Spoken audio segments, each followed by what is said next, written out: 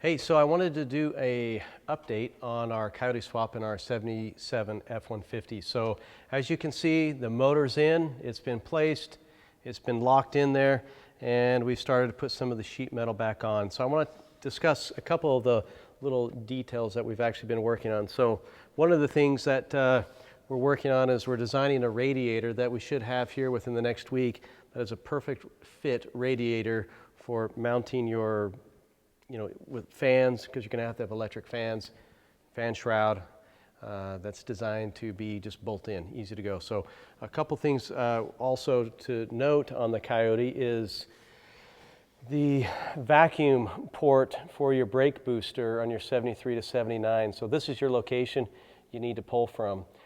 There's a spot on the back of the motor that can be confusing, and there's actually no vacuum. But you should get about 18 inches of vacuum from this little location right here. This is a 2015 motor, and so if you're looking to use one of these, you'll notice that you've got this extra line right here, and this will have to plug into your intake. Your emissions we cap off, and right here, this is the water that goes into the reservoir for the COYOTE on the Mustang side, and so we use a 3/4 inch radiator hose cap. You don't actually want to use a vacuum cap because that will actually get hot and crack and deteriorate, and so you need to make sure that it's a radiator version cap.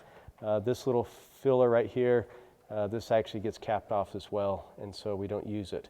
But when we're burping the COYOTE motor, we actually will still use the reservoir and kind of hang it up high, and we'll tie these back into the reservoir.